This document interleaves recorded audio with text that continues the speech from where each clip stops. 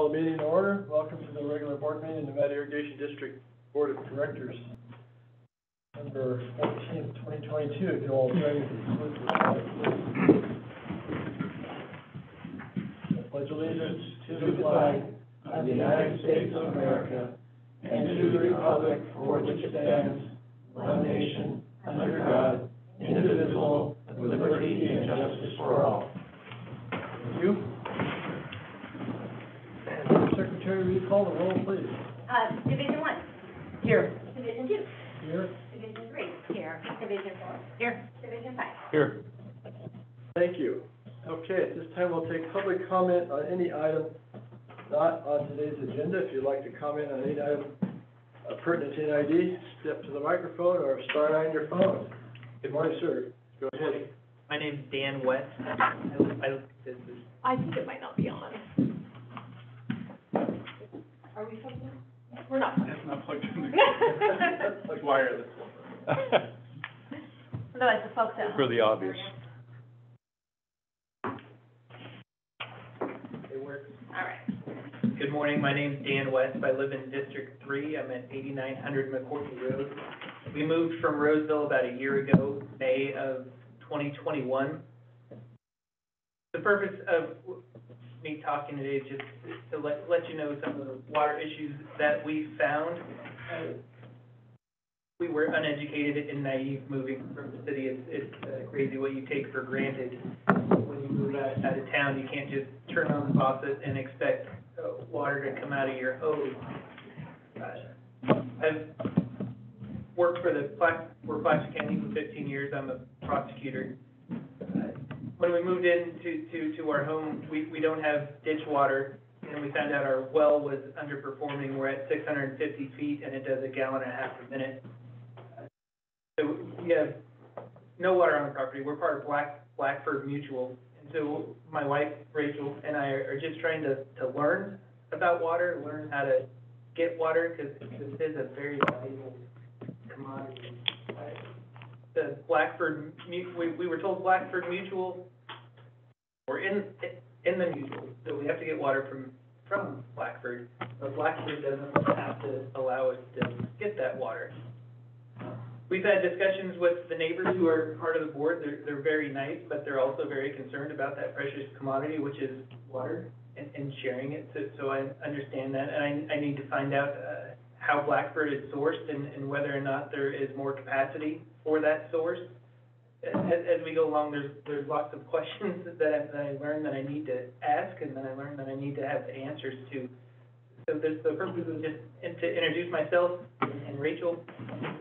Hopefully you won't see a lot from me, but hopefully I'll have more water than I'll ever need, but who knows? Thank you, sir. Anyone else like to comment this morning on any item not on the agenda? Can we get his contact? We sure can, yeah. Yeah, I put him in contact. Yeah. Oh, perfect. Chip will be able to help you out and provide you all the information and explain the process. Trevor's not in my district, but he's been super helpful. Oh, good. Awesome. Anyone else like to comment on any item not on today's agenda? Star 9 your phone or come to the podium. Opportunity. All right, with that, we will move on to, we're 4B. proposing to move item 4B to this slot in the agenda. And that, Do we need to make a motion to do that? no, move it. I didn't think so.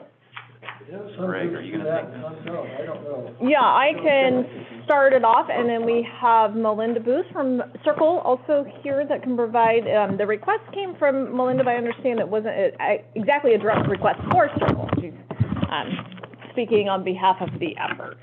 So it is not directly for Circle, it is for an event that Circle is assisting with. Is that correct? So there has been a request for a donation of $1,000 in support of the California Wildlife and Forest Resilience Task Force Sierra Nevada regional meeting, and it will be September 27th and 28th. And before you, there is an agenda related to the event. Some of our partner water agencies, PCWA as well as UBA, I believe, are also participating. And so, it's essentially going to be in our backyard here. So we thought that this would be a good opportunity to participate in a topic that is near and dear to this board as well as to members of the public as it relates to wildfire and forest resiliency. And Melinda, do you want to add anything? I think I would, if that's all right. Yes, absolutely.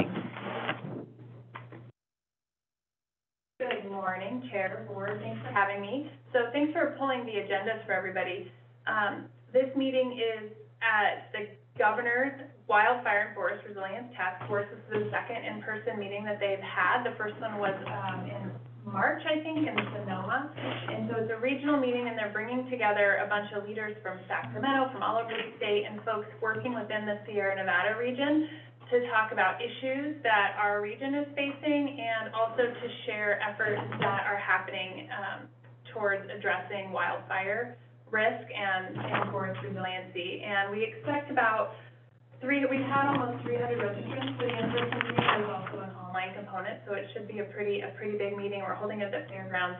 So it's the Patrick Wright's organization, the California Wildfire and Forest Resilience Task Force, producing this, and they've tapped Sierra Nevada Conservancy, Sierra Nevada Conservancy Circle to basically help produce the meeting, since we're local here and have a little bit of experience with event production with the film festival and experience in forest health work. So we're co-presenting this meeting with Sierra Nevada Conservancy. So I wanted to just clarify that the request supports hard costs for the meeting. There's no administrative fee that's kept for Circle, so it's a complete pass-through. We're just acting as fiscal agent to help make this happen for everybody.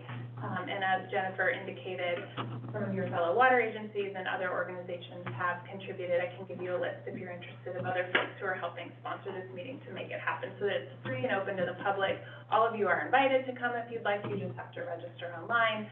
The first day is meetings. You see the agenda there. The second day is going to be field tours. So we're making some adjustments to those based on current wildfires, but there are, I think, close to a dozen different tours that folks can sign up for, and the entire event, again, is free because of support like this. So if you're interested in participating in that, we'd be so grateful.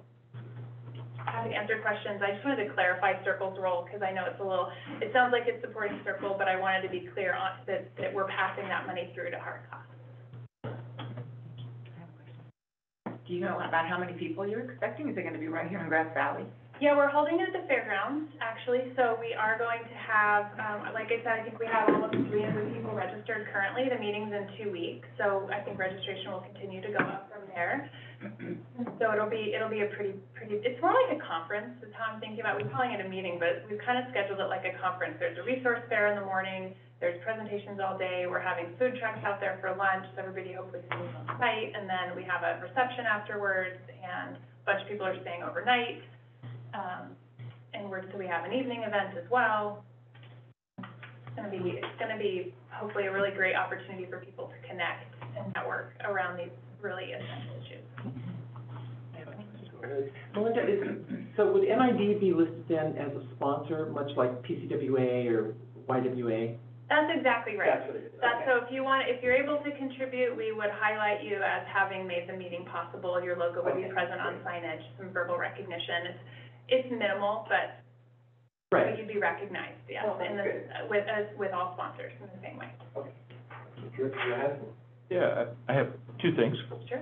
So we have the Forest Health Initiative at NID, where we're really working hard to harden the areas around our reservoirs, and then we're looking into all our infrastructure things. It would be nice if we were on the agenda.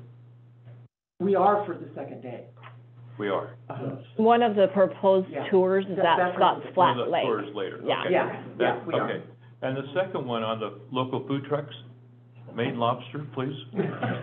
I'll see what I can do.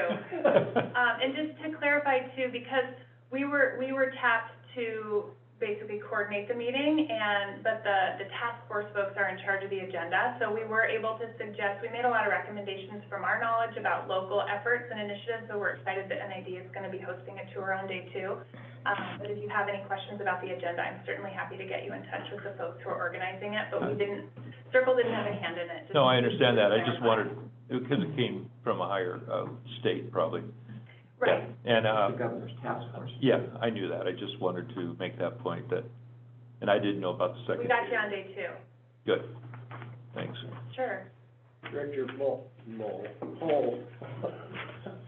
Martin Mull. Okay, I answered anything. So Melinda, I just wanted to say thank you for your work on this. I think this is a really important, program to bring to our region, and I appreciate your leadership with, getting it organized, and I fully support that, investment on the part of NID. Well, thanks for considering. I know it's a big ask, and it'd be really great to have all the water agencies working in this watershed supporting these efforts if possible. So I really appreciate your consideration. Any other discussion? Somebody like to make a motion? Oh, wait, public comment. I always forget public comment every single time. Any member of the public like to comment on this item before us this morning, supporting the California Wildfire and Forest Resilience Task Force Regional Meeting? Start on your phone or come to the podium. It's longer than our mission statement. We can shorten it. We could have a meeting and shorten it. Okay, seeing none, I would entertain a motion at this time. I would like to make a motion to approve the request, and this is a two-part motion because we also have to change the policy. Is that my understanding? Or is there a policy piece to this? No, you can just, We can just do it, Mhm. okay. It's a variance, but no. It's a variance. implicit in the approval. Okay, Yeah. great, So we don't have to approve a variance, we just can You can just do it. Yes, correct. right, okay. So I would move that we, approve the donation request from South Yuba. Citizens League. Yeah. Second. We'll all second it.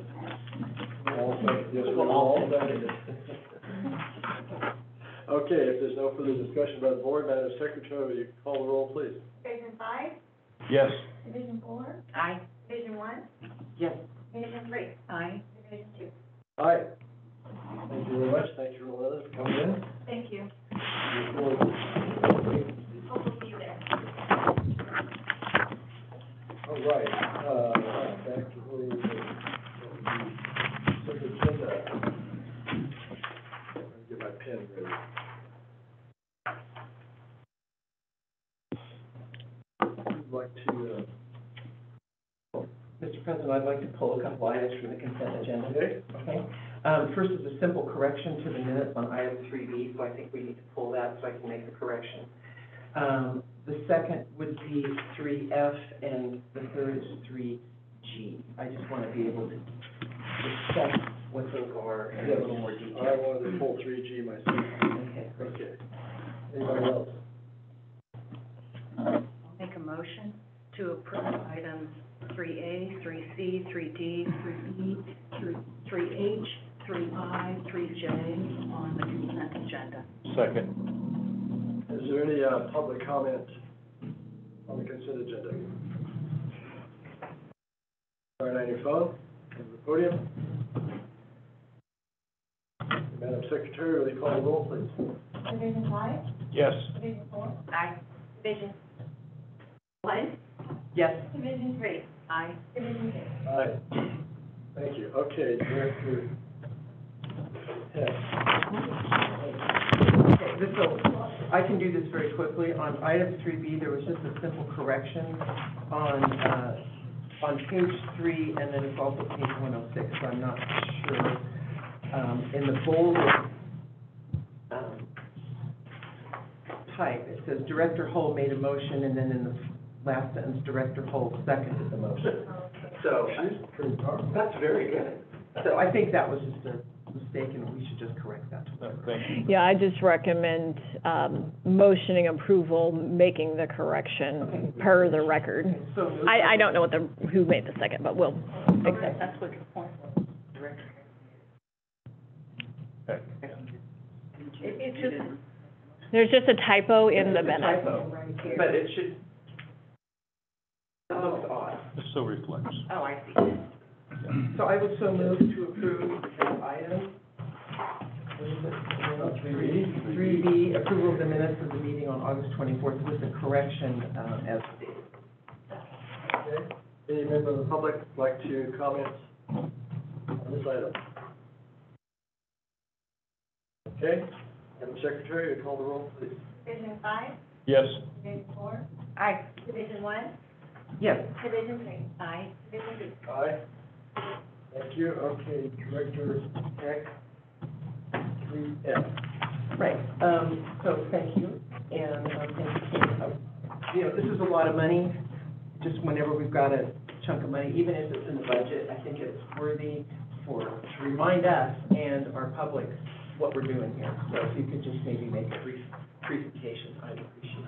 Okay, yeah, I don't, and this is the SCADA item, correct, Yes. right, to make sure, all right. I don't have a presentation prepared that I can talk through the slideshow or anything like that. Right, But this is talk just, about it. yeah, a routine update of the SCADA hardware and software. SCADA is the, how we control the powerhouses, is how we view the powerhouses, gather all the information from them. In a routine manner, we need to be replacing servers, we need to be replacing softwares and updating those things. This was last done in 2017, so the servers are going to be about 6 years old by the time we get around to it.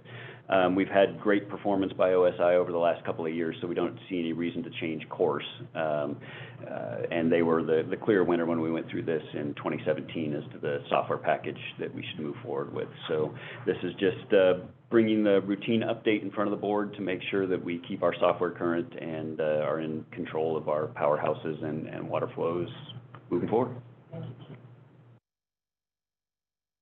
You actually use the control function of the SCADA as opposed to taking measurements from? Yes, yeah, actually, yesterday, PG&E, there was a fire in the Dutch Flat area. PG&E evacuated the drum powerhouse, and we operated from headquarters, actually. So, yep, You jumped on that one quick. yeah, yep, That was nice. yep, yeah. Any further discussion on this item? Any other questions? Ken? Any member of the public like to comment or ask a question this morning? On this item, to the update. Start on your phone or step to the podium. All right, Madam Secretary, will you call the roll, please? We have a Motion. motion to approve, so, Mr. President, I would move that we approve item 3F and award the contract for the 2022 SCADA system upgrade in the total amount of $128,946. I'll second. Okay. Any further discussion? All right, now, Madam Secretary, call the roll, please. Division 5, Yes. Division 4, Aye. Division 3, Division 1. Well, aye. Messed me up, I was looking at Ricky. Division 1, yes, thank you.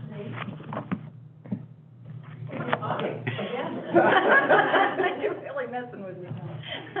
We're out of order. You say two? Division 2. All right, okay. And if we follow parliament procedure protocol like I was trying to do, we'd have the motion first, and I wouldn't forget about the motion. I'm sorry. All right, item 3G, Director Heck.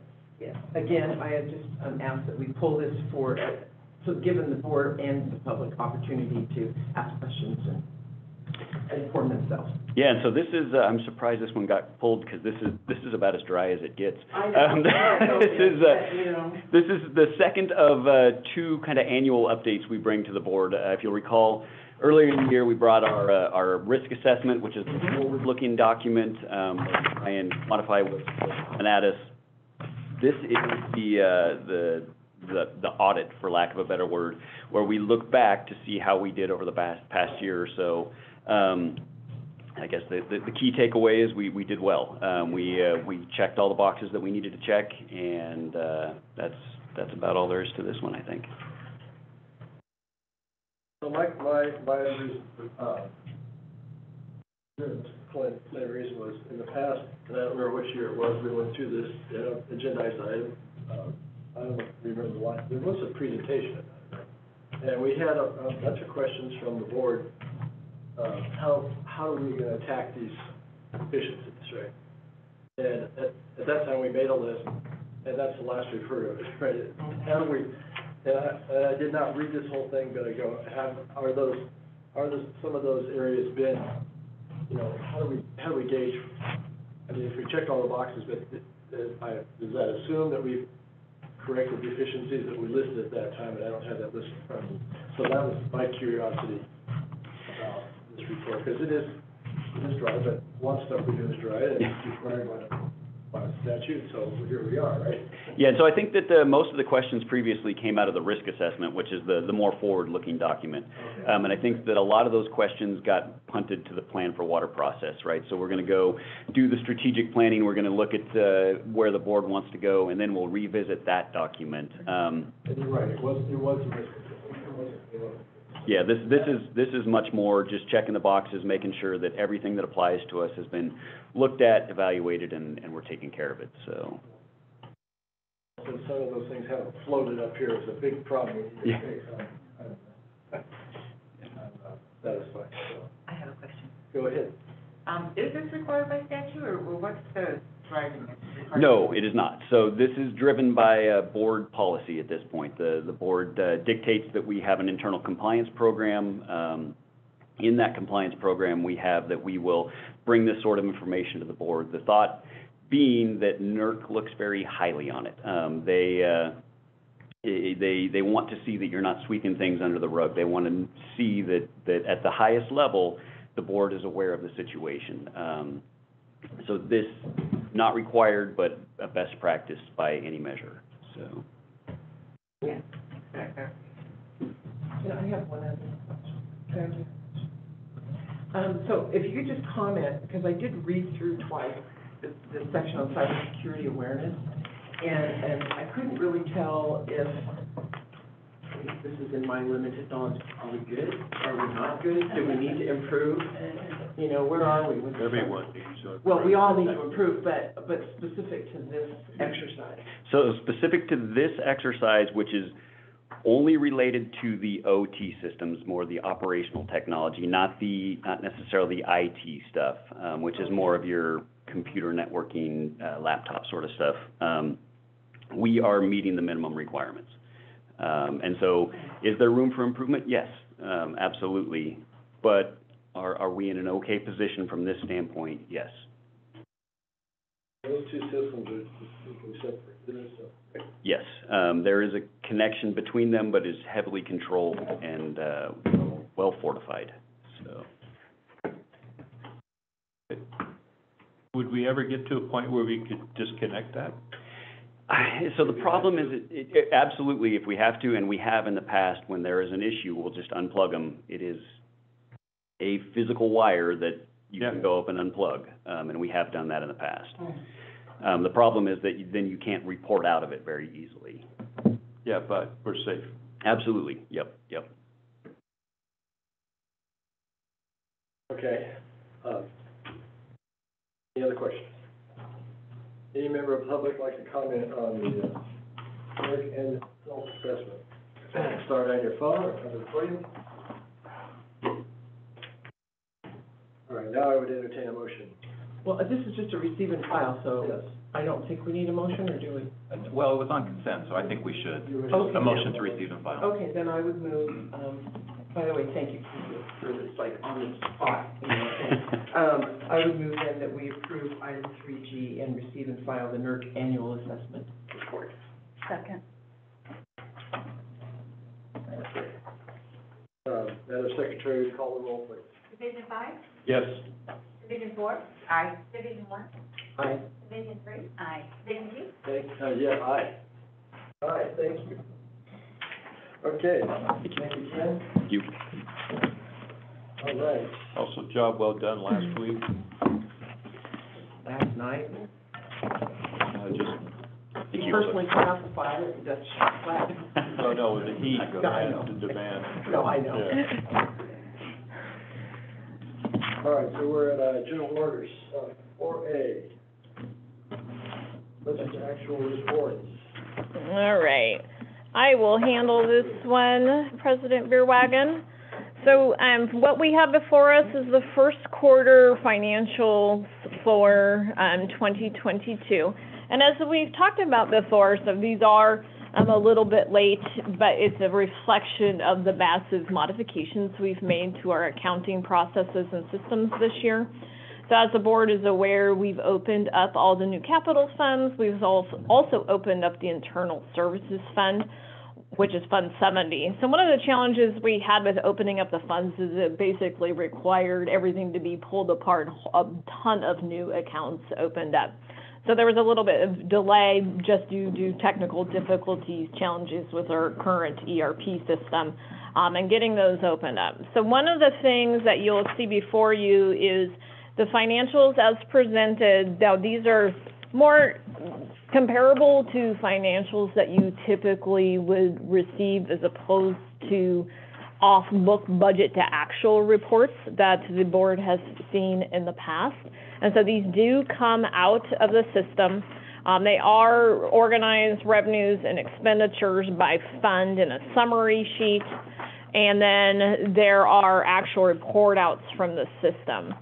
So we are still moving some things around. So when the capital funds were opened up for the first quarter, you will see some things that were just naturally booked to the parent operating fund that are then subsequently moved. But what we are showing you is a reflection from the actual first quarter, so it doesn't have a lot of manipulation like you were typically seeing in the past. So you are seeing what it is.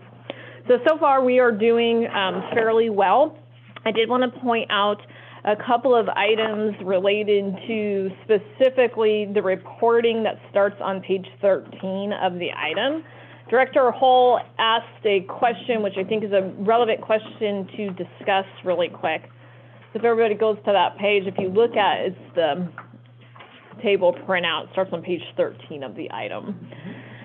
So you have the account, the title of the account, and this first page is actually looking at revenue. Then you have the budget, so that's the amount that was included in your budget. One of the differences between the report and how the budget is presented is the budget rolls more items out than summarizes them. This is out of the system, so it does show more accounts than you're typically used to seeing them. But when you add them all up together, they tie out to the actual budget. You get the budget, and then the period receipts. One thing that is challenging with our current system is we are unable to go into the system and run a report that summarizes a 3-quarter period, which you would need to do for a quarter. So you could essentially ignore the period receipts line. What that is it's showing cash received specifically for the third period, which is the third month of the fiscal year. So the fiscal year always has 13 periods in it. We are now transitioning to starting to close periods, which is going to be really great once all those policies and procedures are in place and running smoothly. And what that means is that when a cost is incurred or revenue is received, it should be booked to the period in which it was accrued in. And then that period is closed down and there's no more adjustments made to that period. I'm sorry to go back. Absolutely. This word period is a new term for me also. It should be month. Think of it as month receipts. You said 13. So there's 13, you always have a 13th period in accounting, which is the month after the close of fiscal year in, because that is when you go through and make accruals that occur over the year. So for example, it's often when you see OPEB payments accrued by fund is in that 13th period. You might see additional revenue adjustments made in that 13th period. Typically, you would have, in a 13th period, everything's cleaned up, 13th period is closed down, and then after that, there should be very few journal entries that are completed through the annual financial audit process. We're not going to get really good at that until we're more consistent with closing down the periods as we go. And I have a question. And so the year-to-date revenue is accumulation of those 3 months in that first period? Correct. Yeah, so pay attention to the year-to-date revenue. So year-to-date is what has been accrued. available balance is what is left for the budgeted amount. So you'll recall we budget for both expenditures and revenue. So when you add those both together, they will equal the budget. And then year-to-date budget, that's the percentage of the year-to-date budget. That's what's been used.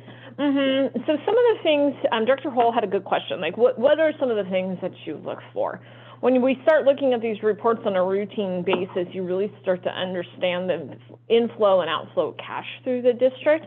And sometimes, so for example, with property tax revenue, we participate in both counties on what's referred to a teeter system, where we receive 2 primary property tax payments per year, and then there's a potential for a third true up on property tax, because they calculate your first 2 teeter payments off of the average of what they project you're supposed to be getting, and then there's a true up if they owe you additional money, and it's usually fairly nominal. So with property tax revenue, you'll see a 0% received for a long time, and then you see a big hit. And it's also the same thing with water sales, right? So we sell more water during the summer months than we do during the winter months. So you'll also see some anomalies in the percentage complete of the budget based off of seasonal issues. It could be related to expenditures. It's more common to see large capital expenditures during the summertime period because that's the construction season. So these are all of the things that we take into account when we do our weekly cash flow analysis. We make a projection of what revenues we are anticipating to be receiving in the very short term, and also what large payments we have. So, for example, the district makes 2 large debt service payments every year, and we have to note when those are coming. We make a projection off our weekly cash flow analysis, and then we manage the money within our accounts appropriately. So I know we talked about this last time, but just as a reminder, we currently are in the banking transition. So we are going back from Bank of the West to Wells Fargo. We have initiated that process. We are hoping to have it completed in the October timeframe. The biggest complicated factor of that process is moving utility billing back. So there's a lot of testing of file uploads to ensure money is being transitioned properly. We never did move payroll over, so payroll is still at Wells Fargo. So upon the completion of the banking transition, we will be closing the Bank of the West checking account. Then we have the LAIF account, which is Local Agency Investment Fund. That is your kind of short-term investments. They're not long-term investments that have long-term maturity dates. They're more of a daily investment style. And that is what we consider our savings account. So throughout the year, we make projections based off of what cash we anticipate coming in and what cash we anticipate going out to determine how much money to keep within our checking account, how much money to keep within our savings account, and then eventually how much money to invest into the market. Any estimate of time when you're going to get this where you want it? I'm going to say it's probably another at least 6 months. At least. Yeah, one of the challenges we've been having is the current pantomation. So, well, we're having 2 challenges. One is our current financial software, is holding on by a string right now. We have been struggling with some of the financial system interim upgrade to Central Square, which is basically the cloud-based platform of what we already have. A lot of the issues are related to the special add-ons that the district has developed over the last 15 years that were written, the code was written by internal IT staff, and they allow us to extrapolate and manipulate data that we need to for a variety of reports. The cloud-based platform doesn't necessarily support many of those special add-ons. And so we've been struggling a little bit with the provider on them being able to make the modifications that we need to be able to help us function as we do. For example, one of the big challenges is irrigation billing. When you're not billing monthly, every utility billing system is set up for billing monthly. So it's really challenging just from a software perspective for them to handle that. They have had some labor issues on their side, so they've been a little bit behind. They have moved our go-live date, which we were hoping would have already happened. I think our new go-live date is the first week in November, but I'll have to confirm. So we're a little bit slow, but we're getting there. It was, it's a lot to clean up, given the constraints of our system, but the finance staff has been doing amazing. And, yeah, they have. Yeah. I mean, this is not an easy job. Well, we also made a lot of really big transitions at once, right? So Yeah. we're fixing the banking, we're taking care of the financial reporting, and then we opened the new fund and the internal services account all at one time. So the hiring of a new finance director, how does that fit in? Yeah, so it's going great. The recruitment dropped, I believe it was either last Friday or this Monday. Right. So we ended up hiring a recruiter for the effort.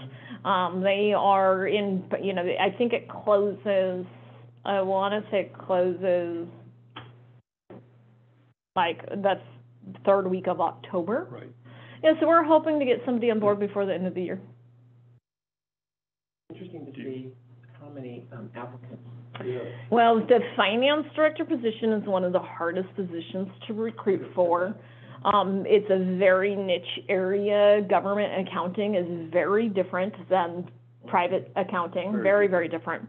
And so it is a very, very competitive labor market, and there's also a lot of finance director positions open right now. Yeah. Was that due to retirement? I think a lot of it's due to retirement. It can be a pretty high-stress environment. There's that. Yeah.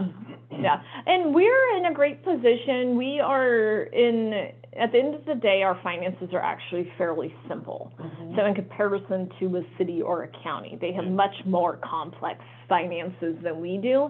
So we're in a good position to get, kind of that mid-level manager that is ready to promote to a finance director.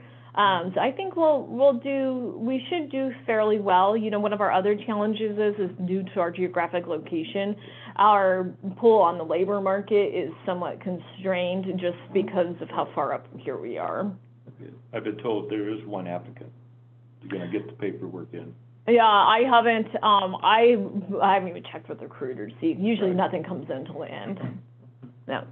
But for all those, but our pay is somewhat comparable. Our pay is actually decent, especially for the area, but like I said, it's hard because to recruit people, even like the Sacramento area is a little bit of a stretch. Yeah. So we could be looking for somebody to relocate.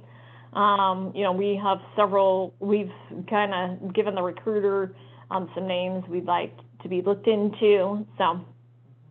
See what happens. Mm-hmm. I would also think that the work that you and staff have done, it would be one thing to hire somebody to walk into the mess that we had.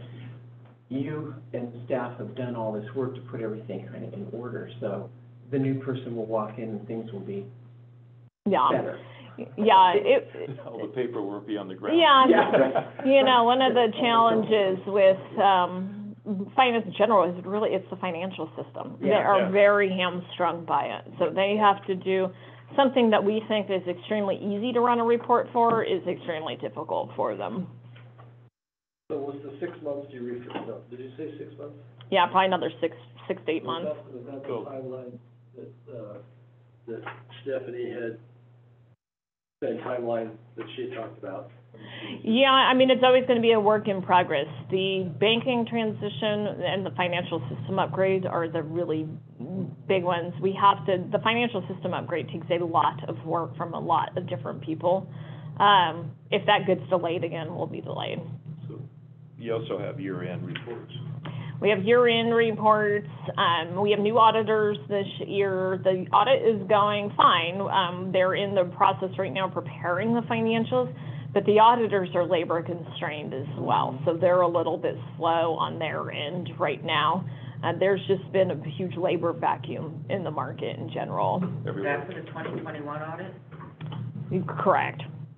So we haven't started it yet? No, we're almost complete with it. The auditors, everything is turned over to the auditors. They're the ones who prepare the financials. Yeah. No. Okay. So, I have a question too. I have a comment. Go ahead. So on the report, page 9. Left-hand page. So I have some specific questions questions about trends and things. Okay. I wanted to go through. So in the water fund, it shows that the actual revenue in 2022, 12 million this quarter versus 21 million last year at the same time. So I wanted to understand that difference. I would have to look into it. It could have been, a lot of times when you see huge anomalies like that, because it's unlikely we received 41% of our revenue, that something was parked incorrectly in there at that time. So I can look. I also wanted to ask something about hydro, which is down quite a bit from 2021. Right. I just wanted to understand what you felt that cause was. I'd have to look. Sometimes, I don't know, it could have been just a better power generation year. I don't know, keeping those offhand. It more likely than not was something that was either parked in there incorrectly at that time, or we haven't booked something in this period, in 2022. Okay. Yeah. That's several.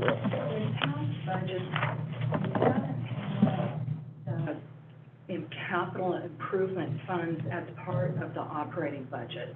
So I just point that out. And so I wanted to understand on Fund 15, 35, and 55, so all of those capital improvement funds, are the figures that are under the 2022 budget, is that what is planned for capital improvements for this year, or is it the amount of the account balance for capital improvement? So in other words, is this tracking back to the CIP, or is this the aggregate of all reserves for those funds? So if you look down at the expenditure portion of the table, those budgeted expenditures, for example, for Fund 15, water capital improvements is $6.85 million. That is the planned capital projects for this year that were approved as part of the 2022 budget. If you go up to Fund 15 revenues, you see $28,858,000. And what that's reflective of is the transfer of the funds funding the capital reserve that is parked in Fund 15. So when you open up a new fund, Fund 15 started with no money. So in order to fund Fund 15, we transferred over an amount from Fund 10 that was equal to the amount we were reserving for capital purposes. And then we transferred over a second amount from Fund 10, the parent fund, that is an amount equal to the $6.8 million, which is the capital projects. So the capital reserves live in the capital fund. Capital reserves are for two things. One, they can be for paying for future planned projects, kind of that pay-go, right? Because we have to sometimes save our money to build a big project in a couple of years or 10 years. The other portion of capital reserves is required for cash flow for construction, specifically when your actual fund doesn't have a dedicated revenue source. So if you'll recall when we were talking yesterday, PCWA, they adopted rates that actually have a capital revenue component. That if we had the same thing, that capital revenue component would be booked into the capital fund every year. We don't have a capital revenue component, so the revenue comes into Fund 10 and gets transferred to Fund 15. So the big amount of the revenue is actually the initial reserve transfer. So you won't be seeing that level of revenue being approved on an annual basis through the budgeting process because the reserve is already moved over. I think the confusing thing for me is that with the water capital fund, we're showing the reserve above in the total amount, but the reserve below is being shown in the, basically the CIP. And so when you try to line up how we're doing year to date, it won't add up because you've got 28 million in the capital improvement fund under revenue, but you show as an expense only 6.8 million. And so your bottom line is automatically off by that, the difference between those two. But it will always be. So don't conflate fund balance and budget to actuals. That's why I think we're getting a little mixed up. So what? That's what the title of the document is, budget to actual. Right. Yeah, I know, but what you're referencing is more fund balance. I know, Yeah. but to me, we're conflating two things. We're putting in the reserve balances with the operating budget. Right. You only see that because it is an actual, a transfer. It has to be shown in the budget because it has to be approved. So the transfer gets shown in the total revenue column because we had to move it in the beginning. You won't be seeing, so in a future year, you're more, so say we're gonna do $7 million worth of capital in 2023, I'm just making up a number. Your revenue budget for 2023 for water capital would only be $7 million. It's weird this year because it's a brand new fund, and so it was basically seed money. Once this gets settled, it's gonna make It'll make more sense. Right. It's opening up a brand new fund and feeding it with a transfer. I get Yeah. your point. So, but once it gets settled, does it solve hers and mine, this, what's that word? Conflating? Yeah, because it won't be, you won't see this big transfer again unless we're saving money for something else. The problem looking at this sheet is she's talking about, and I go, okay, I just throw my hands, okay, I'm looking at one little number there, 27%, yes, we're doing pretty good for the quarter, and I'm done. Yeah, no, it's just strange because it's the first year of the fund. So the fund has no revenue source, it only has money through transfer. You'll only see large anomalies like that if we're transferring more money than we're spending.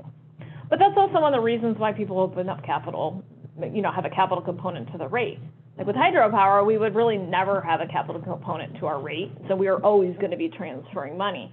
Some years, the revenue that is associated with the transfer is going to exactly equal the capital improvement program that's approved for that year. Other years, if we're saving money for some future capital expenditure, they won't equal. Okay, so walk us through hydro, okay? Yeah. Because hydro. We're trying to make sense out of something that. It's a work in progress. It's a work, I yeah. get it, but these are fair questions on my part, so I'm gonna continue. So, the hydro capital improvement under revenue, well, let's take water, because I understand what you're saying. The water fund, we transferred $28 million into a reserve account in this quarter for water. We have, under the expense side. I think maybe that's where we're going wrong. It's not a reserve account. It's the capital fund, and a component of the capital fund has a portion of its fund balance reserved. Okay, that's fine. On the expense side for water capital is $6.8 million. Mhm. And that's the CIP budget for this year for water, right? Mm-hmm. Okay. So then under hydro capital, we have $54.8 million. Mm-hmm. Okay? And under hydro fund, we have $73 million. So the $73 million budget under expense isn't tracking in my mind in the same way that you explained. Because you're showing the money moving in and out. So always think of it this way, when you move money, so when you transfer money, there's a positive and there's a negative somewhere. So that's what you're seeing. You're seeing the positive in the revenue and the negative in the expenditures. It's just a method for tracking how we're moving the money. So in Fund 50, $50 million was transferred to Fund 55. That funded the hydro capital reserve, and it also funded the reserve for future FERC projects.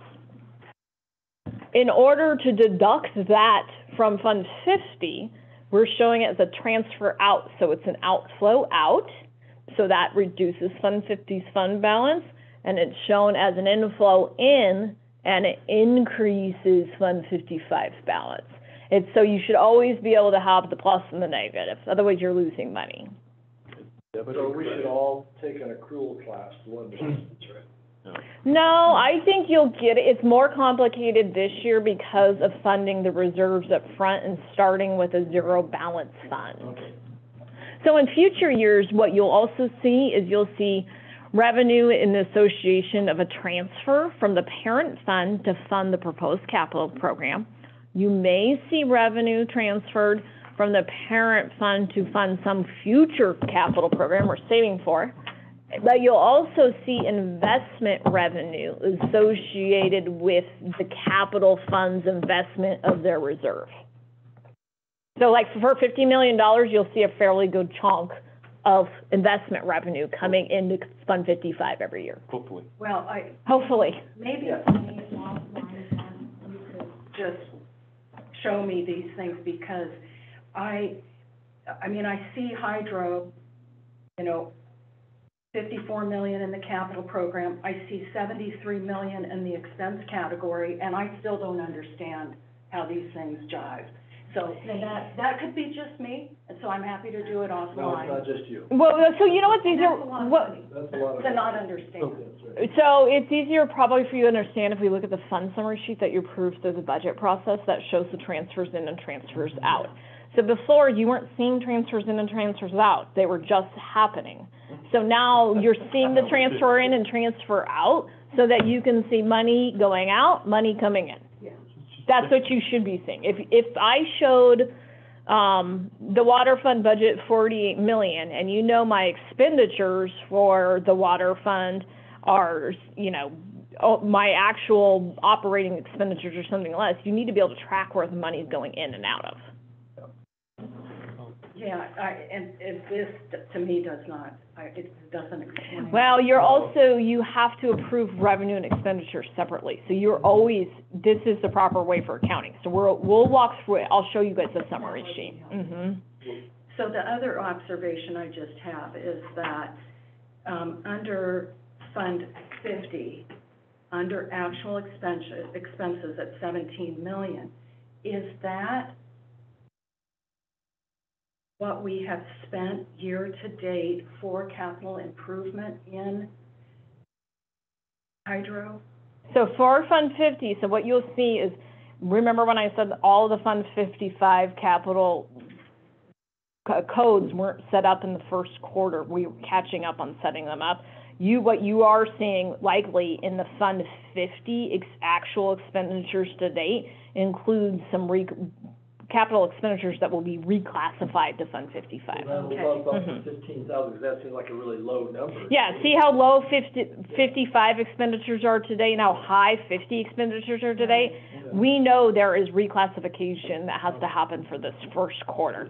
And it's also the same for Water Fund 10. That's also high. So that also included some projects that were parked until those funds were opened up. Right. But we did spend 17 million the first quarter. Between the two funds. Overall, between the two funds. Yeah. Okay. This is like going down the rabbit hole. of Because trying to make sense of it. when we did the CIP check-in, I didn't think we'd spent that much. Well, that includes operating expenses, that includes some capital expenses, that includes some rollovers. It was just parked for that particular period. It's gonna be a lot clearer after April 1st. Next year? Yeah. Everything. Yeah, it'll be, We're still, it's all being, That was my next question. it's all being worked. When do Chair and No, I look at but it? we still have to ask the question. Sure, I understand. This is one of our fundamental obligations to the Absolutely. district, so I mean, And and I don't- not understanding it is, But I don't disagree. But to do an audit trail from, but that's how you look at finances, you look at trends and things that don't make sense as you look at them, and it doesn't, I mean, I'm not saying that there aren't good rationales. it would probably be helpful if you guys, what I'll include next time is the budget summary sheet that you approved that showed all of this in more detail. yeah. You'll understand it a little bit better.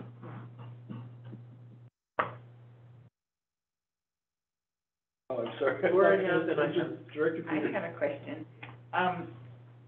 So last meeting you said that in accrual accounting, the transaction is actually the invoice paid or the check received. And so will going forward, the encumbrances, will we not have encumbrances? No, so those are two different items. So with accrual accounting, so for example, we send out irrigation bills for a 6-month period. We take those irrigation bills and we book a receivable on the financials in the exact period that they were sent out. The money comes in 1, 2, 3 months. It's all booked back to when it was originally accrued, the receivable was accrued. With liabilities, it's the same thing. So with accrual accounting, it's when you may pay the liability in 3 months, but the liability was accrued this month. And so the liability is accrued in the period in which it was experienced.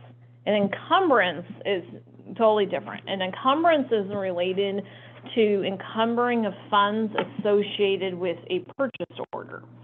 So if I say I'm going to open up a contract for $25,000 to buy water, but I'm not going to get it all at once. I'm just opening up a contract. I want to do it as I need these bottles of water. So as soon as I open up that $25,000 purchase order, I am encumbering those funds so they are pulled down and not available for something else. When you go towards the end of the year, so say I only needed $5,000 worth of bottled water, I can unencumber those funds and make them back available again. So a lot of times we get towards the end of the fiscal years, we start looking at, or we start getting close to being almost over encumbered. You'll start going, wait, are you actually going to spend on this? A really good example of this is the contract for the West Consulting for the modeling. So the contract is, what, $1.2 million? We didn't encumber the entire contract for 2022 because it would have tied up all of those budgeted funds. We only encumbered a portion of the contract associated with what we were going to project to spend for 2022. The next fiscal year, we'll encumber what we believe we're going to spend for 2023. So will there be rollovers still then? Will you unencumber at the end of the year saying, okay, we didn't spend, we only put $500,000 to the West contract, we only spent $300, just for numbers. And so that $200 at the end of the year, do you wipe it off the books and then put it in the next year's budget and you don't have rollover encumbrances? So rollover encumbrances are typically for like a bucket truck. So we order a bucket truck in 2022. I encumber the funds because I anticipate receiving in 2022. Well, I don't receive it in 2022. Probably now I'm going to receive it in 2023. And so that is usually when you would roll over. The way that we're going to be proposing the capital budget this year is that there will be a whole section of rollovers that will be proposed with the actual rest of the capital budget. So you'll see any monies we didn't expend, or it's all a projection, right? So when we started budgeting a couple of months ago. So we start making these projections on how much we're going to spend, how much we think we're going to spend this year, how much we think we're going to expend next year. What you've never seen before, and we didn't do it last year either because we had just started changing the capital program, is a section of your capital program will be the rollovers. And then we'll have to readjust again once the fiscal year starts. So our fund balances are only good as the second you pull them. They're automatically different the next second. And so it's just a constant updating, yeah. I have a question about those encumbrances when they're unencumbered, or you now have those funds. Does that require a budget amendment that we do? Go back in the pot there? Yeah, some agencies, like if so, say we have a consultant services contract for anything, and it was $50,000 contract. We only used $30,000. It was a 1-year contract. It expires December 31st. I'm going to unencumber that $20,000. It just goes back to the parent fund. I include that unencumbrance in my fiscal year end balance projections and my fiscal start projections. If it is some like a capital project, some agencies do go through, when they do a closing of a capital project, they unencumber the funds for a capital project. Well, what happens with that money if it's formally not in the budget, then in order, say, in October, we have this money that's been unencumbered, it's sitting there, and we want to see something else. You'd have to do a budget amendment. There's always money sitting there at the end of the fiscal year. Yeah. That money is captured in our projected fiscal year end balance and our projected fiscal year beginning balance. When we come and present the budget, we project where we think we're going to end and where we think we're going to start. So we have to make all these projections, and they're going to be wrong, right? Because we are simply projecting where we're going to be. So any money that isn't expended in an approved annual budget, it just goes back to the parent fund, and that's reflected in the fiscal year beginning. No, if you wanted, so say we are projecting at the end of the year, well, we magically saved $20 million, and you wanted to spend it, we'd have to bring an item forward, we'd have to amend the budget, you'd have to spend it on something. Okay. Go ahead. This is a little in the weeds, but on page 13 of the detail. She did it 190 pages. Okay. Well, yeah, on page 13, and this is just really simple. This is the low-income rate assistance and the 5% discount of ag water, and these are shown as negatives. And is that, so I'm just trying to get my head around why we're showing that as a negative. It's a negative write-off. So when you do anything at a, I just wondered why. It's an actual write-off. Any write-offs are negative. So any kind of discount, that's a write-off. This 5% ag discount, that's a write-off. Because you're not receiving the revenue you should have received. Okay, that's kind of what I thought. Yeah. And then we're not paying somebody, we're not receiving something. Right. So then, if you go over to the period receipts, it's like minus 579. So does that mean on the low-income rate assistance, for example, that we subsidized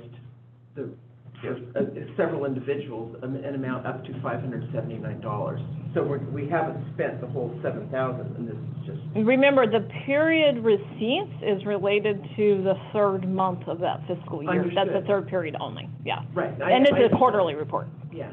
Yes, so that would be $579. But that is an accurate statement, that represents what of those funds was used during that first quarter. No, during the 1 month. It's only during the 1 month. Oh, during the 1 month. Period receipts is a 1 month snapshot. Okay, It's a year to date. function of the reporting. Okay, Yeah. got it. Yep. Got So it. year to date, it's been $1,800. $1,800. Yeah, okay. Yeah. I was just curious how to look at that. So the program then is it underutilized? I don't know a whole lot about the program, Chip. Underutilized. That's kind of was my idea or understanding was. So there's a combination of things going on with the low income rate assistance. One is we have our own program here at the district, which is reflected, I think, in these numbers. But the state has also now come out with their own program. Right. And I think we're gaining more traction on that side of it than our own program because the financial benefit is better on the state program. Okay. Okay. And then the 5% discount for ag water is just something we offer when they pay their bill up front. If they pay in full before the In full. April 1st Yeah. date, they get it. Yeah. And this is a hard one, right? Yeah, So it the 5% discount for paying early is hard to substantiate because there is actual no cost savings to the larger rate. We tried to do away with it. Yes. We tried once. Well, I'm not making a judgment about whether we Oh, my should God. have it. I was just Alternately looking. proposed to have the, ag water be billed monthly?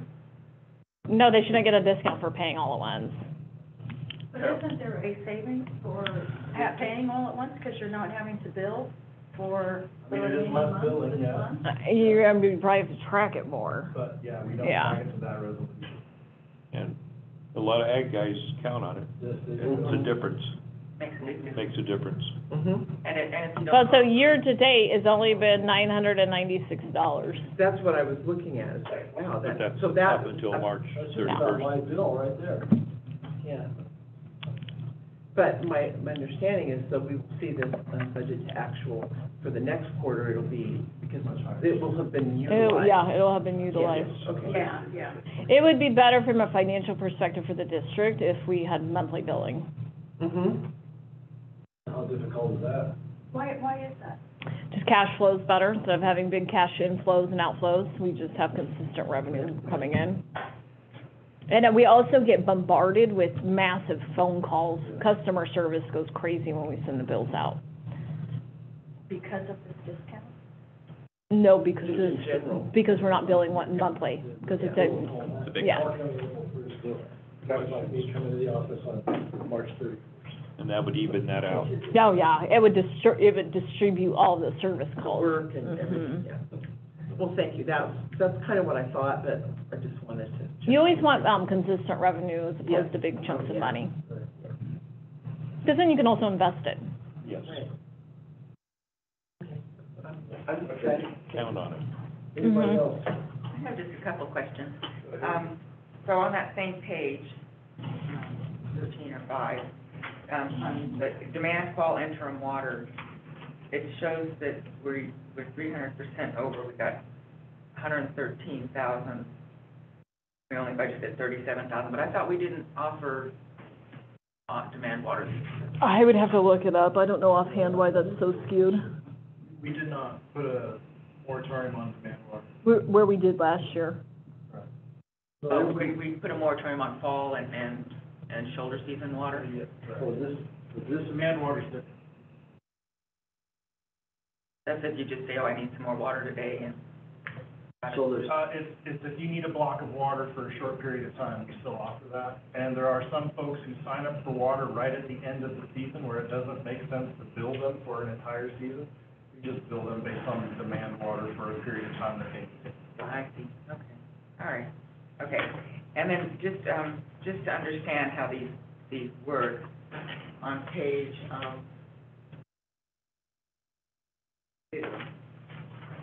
two separate page numbers. the left-hand I'm page, confused, so hold on. Use the bold page number on the bottom. 13. The middle page number is referencing the report only. The bold page number is referencing the whole item. Okay, so, page 30, The bold, page 30? the bold page 30, so it shows that for the expenditure report, salaries, year-to-date over budget is 7.2%. And does that mean we're not fully staffed, or? It can mean a lot of things. It could be temporary staffing, it can be vacant positions. I'd have to look into it, because this is all of Fund 10. With the water group, right? Yeah, so it's operations and maintenance. I just would have to look into it. I don't know offhand why it's low. There has been a lot of vacancies in maintenance. We've been having a really hard time with retention as well as recruitment, which we've talked about before. We typically have 4 or 5 positions open right now that we're trying to fill. It's been pretty rotating through. So, wow. Because a lot of them. Well, it's turnover of new employees. A lot of it's been promotion related. We've had an odd number of people moving out of state for all reasons. We're not experiencing retention issues that aren't uncommon right now. People are still really struggling with retention and kind of the great resignation throughout the whole region. A lot of people are moving from California as well. So, for example, one of the issues with maintenance is that the higher paying jobs are in hydropower or in water ops. So right now, I think we are probably having at least one person move over back to hydro again. So we've been we'll get somebody in, then they move, we'd hire new people, then they move. you have higher paying jobs right here in Roseville. Well, there's that as well. Than that, just, okay, I can drive to Roseville. Yeah. I have much higher paying job in the water department. Yeah, we're struggling with maintenance with recruitment and retention.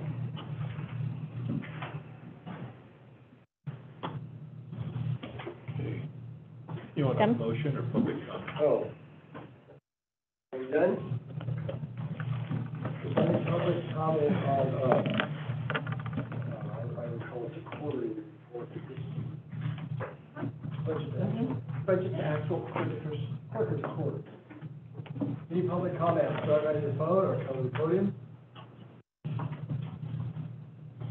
All right, now I entertain a motion. to,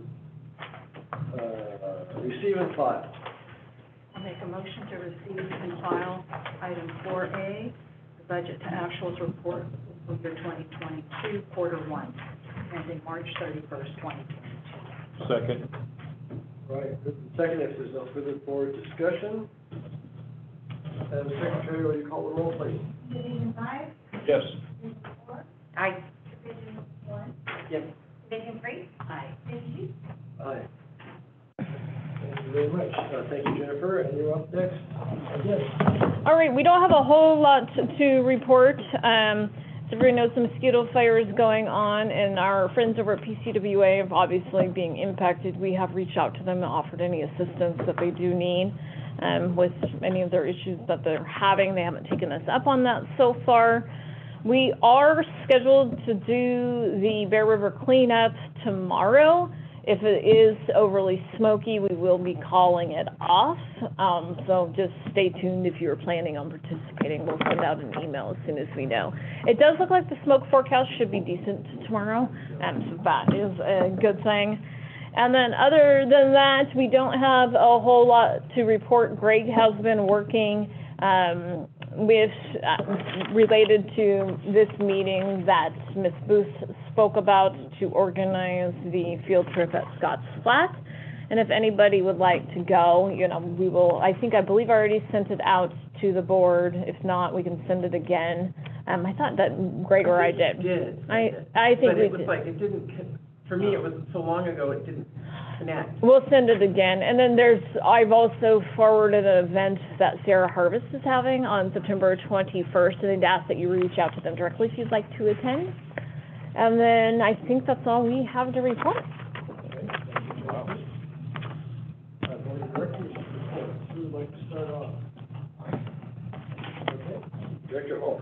So Laura and I attended with Jennifer and the management team at PCWA NID meeting. And as always, that was a great quarterly update on both of our organizations. I really value that conversation and the partnership that's clearly very apparent in those discussions. I attended the Nevada County Farm Bureau meeting with Rich and Chris. We had a potential brown problem. Yes, we didn't talk to each other, however. We didn't. Good. We didn't even acknowledge each other. Did you sit together? You were there, huh? Water was well represented that day. Yeah.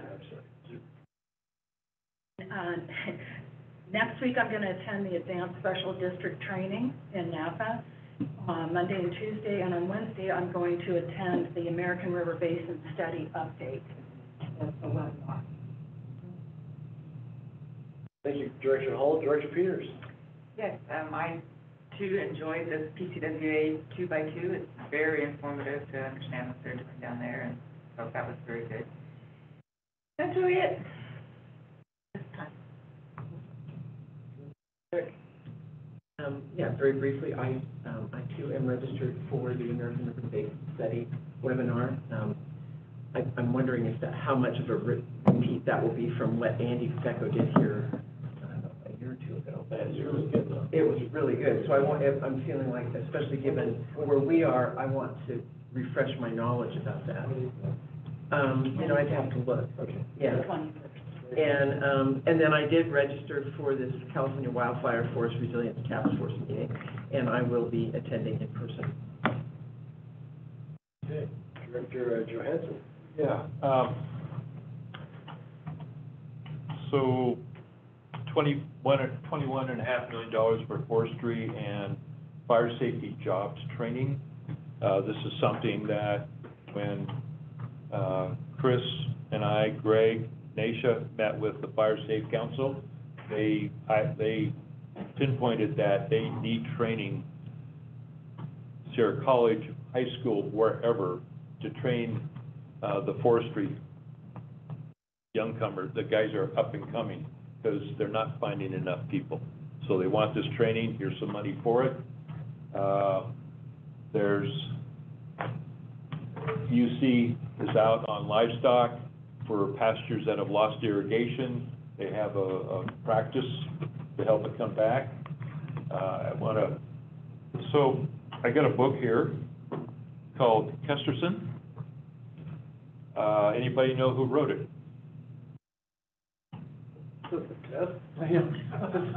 Cindy something. No. Oh. All right, it was written Craig. by Craig Wilson. Who was Craig Wilson? Who is he? Delta Water Master. Before that, he was chief counsel for the State Water Control Board. And so we had breakfast about 2-3 weekends ago, and we were staying in contact. So did you want, you answered the question, you want the book? He gets the book. Absolutely. He gets the book. Like I went I to read Pride, faster. You can go first. So the book is fascinating. It's about Kesterton. I think it's about Craig's involvement, how to petition, how to get the attention of the State Water Board when there's a problem. But it's also about the founding of a well-known irrigation district in the San Joaquin Valley. And I've got to ask him how much of it's true, because the selenium problem, because San Luis Reservoir, the whole thing was set up for this irrigation district. They planted trees knowing they had a selenium problem, and they knew that the Bureau of Reclamation, if they greased the wheels enough, would come to their rescue with the San Luis drain. But the delta was so powerful, and the drain was supposed to go into the delta, but the delta was so politically powerful that they stopped it, and the drain stopped at Los Banos. Simultaneously, the feds needed refuges. I mean, we had enough wildlife refuges in Northern California, but they needed them in Southern California, in San Joaquin Valley, so the migratory birds had a place to come into. So they founded Kesterton. Oh, wow, they don't have enough water for it. So now the San Luis drain with all the selenium goes into Kesterton. And it took about 3 or 4 years, and according to the book, quite a few people tried to hide the fact that the birds were being deformed and that there was much mortality and everything. And when and it goes a little deeper than that, but once they found out, then changes were made. But it took, and the big part of it,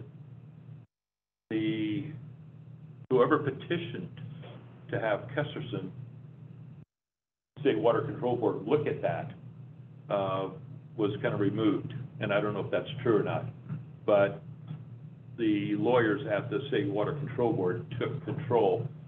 And there's a whole bunch of intrigue in there. It's called Environmental Thrower. I recommend it, Amazon. One of the few places you can find tule oak, the San Juan Reservoir. There's about 50 there. Tule oak, one of the few places in the world you can find them in Northern California. Yeah. Is the San Juan Reservoir. There, you know. So, anyway, good Tulio. because if you... Elk. Tulio, yeah. But if you love water... Huge deer. Tulio, you're right, yes. But if you love water, it explains a lot, how California water works.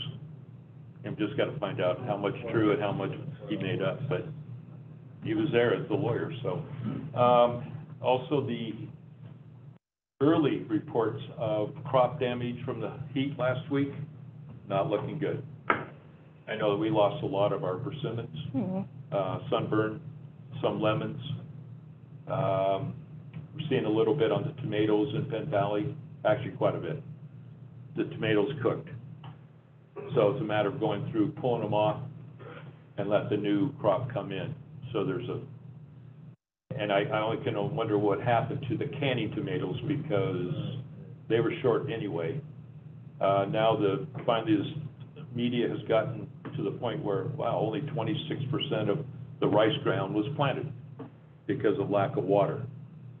So the buzz is there will be food shortages on certain foods.